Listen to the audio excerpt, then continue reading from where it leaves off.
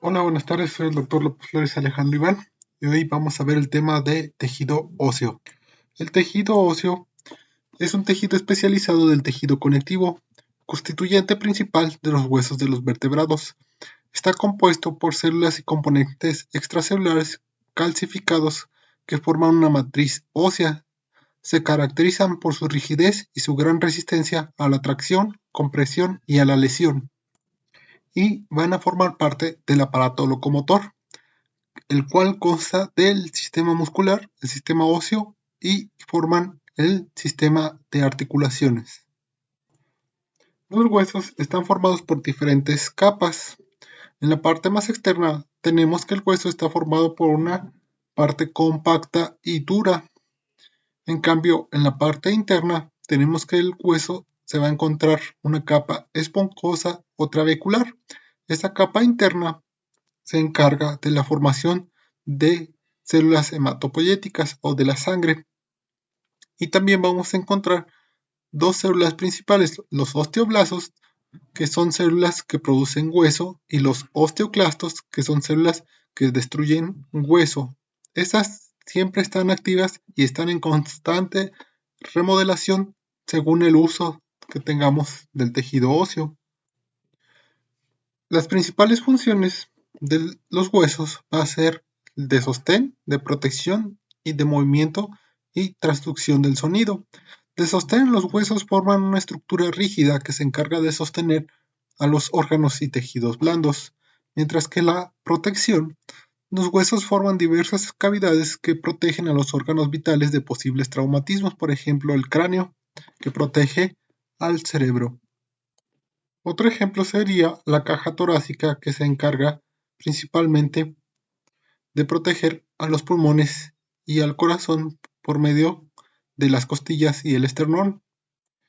De movimiento, ya que los músculos se apegan por medio de los tendones al hueso para generar movimiento. Otra función es la transducción del sonido. Los huesos son importantes en el aspecto mecánico de la audición, en la que intervienen la cadena de huesecillos situadas en el oído medio, formados por el martillo, yunque y estribo. Otra función importante es la hematopoiesis. El hueso en la médula ósea roja, que se encuentra en el tejido esponjoso de los huesos largos, se encarga de la formación de células sanguíneas. Los huesos también tienen una función metabólica, ya que se encargan del almacenamiento de minerales, sobre todo de calcio y fósforos, que dependiendo de las necesidades pueden liberar minerales a la circulación sanguínea para distribuirlo a otros órganos que los necesiten para diversas funciones. Y también tienen una función de almacenamiento de grasa. La médula ósea amarilla actúa como reservorio de ácidos grasos importante para la homeostasis y energía. También va a tener una función endocrina debido a que los osteocitos y osteoblastos segregan varias sustancias implicadas en diferentes funciones metabólicas, por lo que actualmente se considera al hueso como un órgano con una función endocrina. Entre ellos está el factor de crecimiento fibroblástico, que actúa sobre los riñones para reducir la absorción de fosfato, y la osteocalcina, que aumenta la secreción de insulina por el páncreas y disminuye el nivel de glucosa plasmática y aumenta la sensibilidad a la insulina. En este esquema del hueso podemos observar las partes propiamente dichas del hueso. Tenemos un periósteo, que es la capa más externa, el hueso orbital, que es una capa densa y dura, el hueso esponjoso, que habíamos dicho que era una zona trabeculada. Por la parte externa vamos a encontrar un cartílago articular, y dentro del hueso propiamente dicho vamos a tener médula ósea roja y médula ósea amarilla.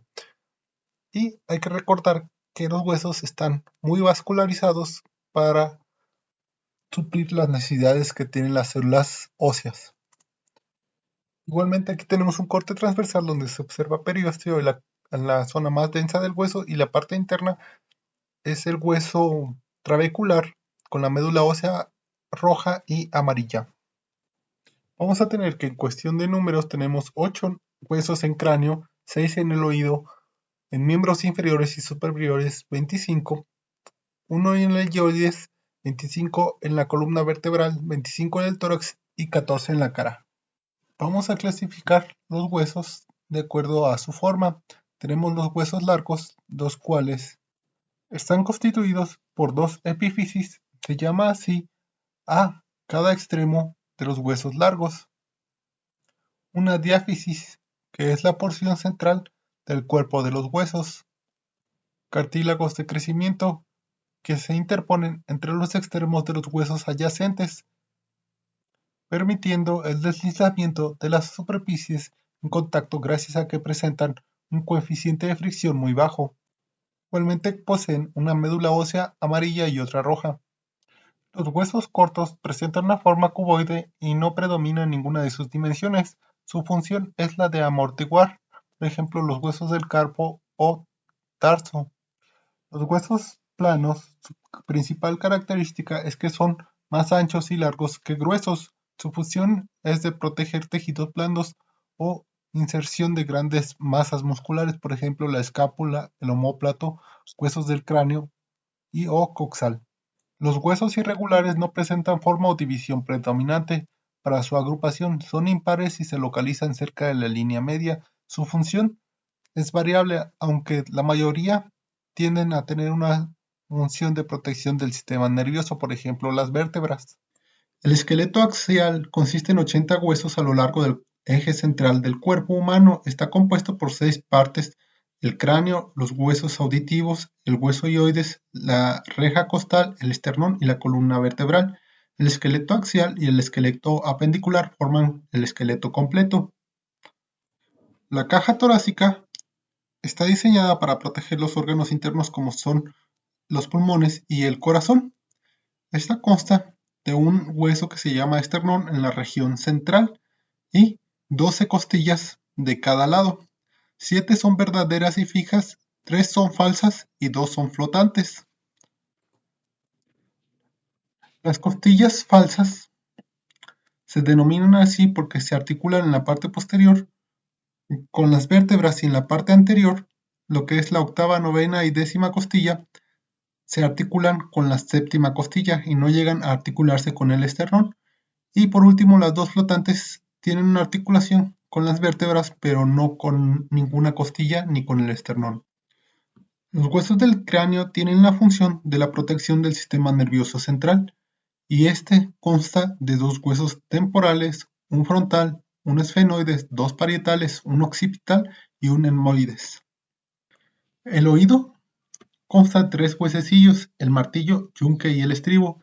Estos están conectados para transmitir los sonidos por la membrana timpánica hacia el oído interno.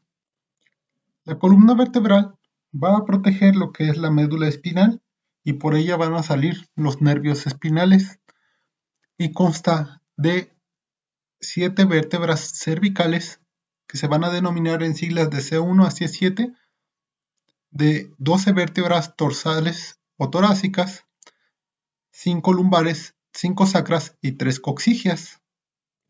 El hueso hioides se encuentra a la altura de la tercera y cuarta vértebra cervical. Forma parte del complejo hipogloso-faríngeo. El hueso hioides sostiene la lengua, que se encuentra encima de él, y sostiene la laringe, que cuelga abajo de él. También transmite la fuerza de los músculos que ayudan a abrir la mandíbula. El esqueleto apendicular consta de 126 huesos, de los cuales los principales son la cintura escapular, los miembros superiores, la cintura pelviana y los miembros inferiores. Los huesos del cinturón escapular están formados por la clavícula y la escápula únicamente en la región dorsal, y la clavícula va a ser en la región anterior. Los huesos del miembro superior vamos a tener que en el brazo se va a encontrar el húmero y en el antebrazo el radio y el cúbito. En cambio, en la muñeca vamos a tener diferentes huesos cortos de diferente tamaño y muy pequeños. Se va a encontrar el trapecio, el escafoides, el trapezoide, el semilunar, el piramidal, el pisiforme, el ganchoso y el grande. El miembro inferior comienza con la cadera, el fémur, la tibia, peroné, tarsos, metatarsos y falanges. La cadera tiene la función de conectar lo que es el tronco con el miembro inferior. La cintura pelviana es un anillo óseo que está formado por el hueso sacro en la región posterior y los huesos coxales derecho e izquierdo. Ambos se unen por delante en la sínfisis del pubis, que cierran este anillo. El fémur es el hueso más largo del cuerpo y va a conectar lo que es la cadera con la rodilla. Se encuentra en la región de la pierna y va a estar rodeado por músculos, el bíceps femoral y las 4 cabezas de los cuádriceps. Posterior a este vamos a tener la rodilla, que va a estar formada por la rótula y la tibia únicamente. La tibia va a compartir la articulación del tobillo con el peroné. Igualmente va a estar articulado con ese mismo hueso en la región superior. En la articulación del tobillo vamos a tener que está formada por la tibia, el peroné, el calcáneo y el astrágalo, que estos últimos también forman parte de los huesos del pie. Los huesos del pie son el astrágalo, el calcáneo, el escafoides, el cuboides, cuneiforme 1, 2 y 3, los metatarsianos y las falanges.